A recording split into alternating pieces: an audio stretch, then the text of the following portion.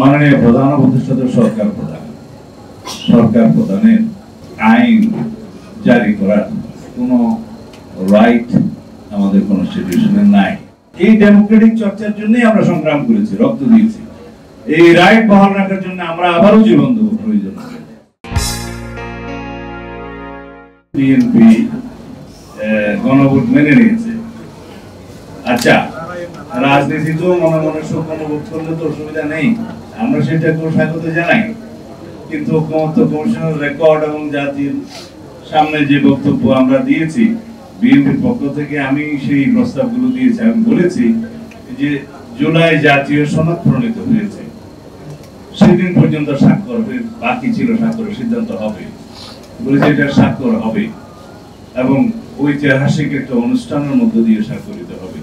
সেই জুলাই জাতীয় সনদ স্বাক্ষরিত হওয়ার পরে টোটাল সম্পূর্ণ জাতীয় সনদের বাস্তবায়নের উপরে জনগণের আমরা একটা সার্বভৌম জনগণের সম্মতি নেব, যাতে তার উপরে আর কোনো আইনি ভিত্তি বলার কোনো সুযোগ না থাকে। কারণ ওইটাই সর্বোচ্চ আইনি ভিত্তি। আর্টিকেল 7 অনুসারে প্রজাতন্ত্রের সকল ক্ষমতার মালিক জনগণ হিসেবে, এবং আর্টিকেল 7 এর সাবসেকশন 2 হিসেবে বলা আছে যে জনগণের অভিপ্রায়ের চূড়ান্ত মানে পরম অভিব্যক্তির রূপে সংবিধান হচ্ছে সর্বোচ্চ আইন। জনগণ যদি এটা হ্যাঁ বলে, এটা বাস্তবায়িত হবে।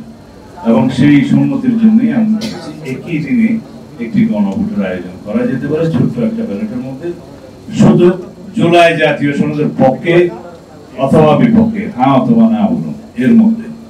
এই প্রস্তাব তো আমাদের, এবং সেখানে দুটি রাজনৈতিক দল ছাড়া বাকি সবাই রাজনৈতিক দল এই বিষয়ে একমত হয়েছে এবং তারা সনদে স্বাক্ষর করেছে। তবে এই দুটি রাজনৈতিক দলের একটি রাজনৈতিক দল স্বাক্ষর অনুষ্ঠানে স্বাক্ষর করতে গিয়েছে। যে দুটি রাজনৈতিক দল কথা বলছে, আমি নাম নেব না, একটা রাজনৈতিক দল এখন স্বাক্ষর করার জন্য সুযোগ বলছে এবং তাদের কিছু দাবি দেওয়া আছে।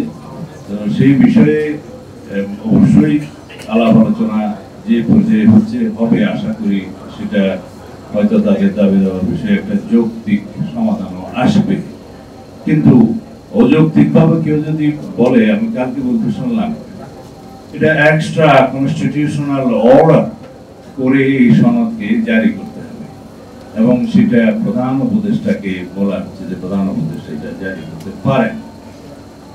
তো মাননীয় প্রধান উপদেষ্টা তো সরকার প্রধানের আইন জারি করার কোনো রাইট আমাদের কনস্টিটিউশনে নাই।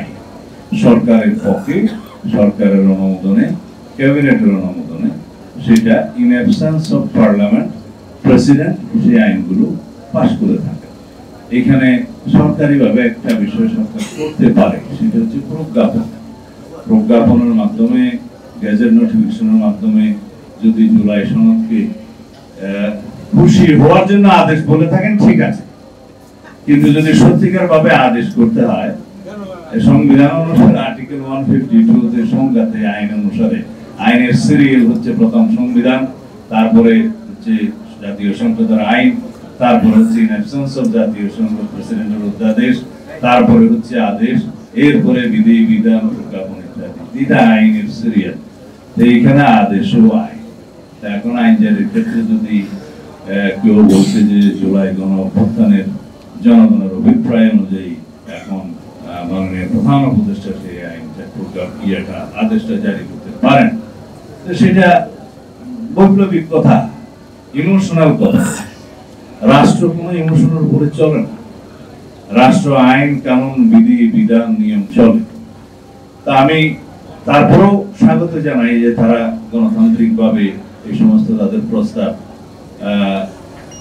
পেশ করছেন, উপযুক্ত স্থানে কথাবার্তা বলছেন। এই ডেমোক্রেটিক চর্চার জন্যই আমরা সংগ্রাম করেছি, রক্ত দিয়েছি।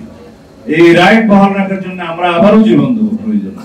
কিন্তু আলাপ আলোচনার মধ্য দিয়ে যেন আমরা রাষ্ট্রীয় স্বার্থগুলোকে দলীয় স্বার্থের ঊর্ধ্বে তুলে ধরি এবং দলীয় রাজনৈতিক প্রস্তাবের উপরে উঠে আমরা যেন জাতীয় স্বার্থকে বহাল রাখি।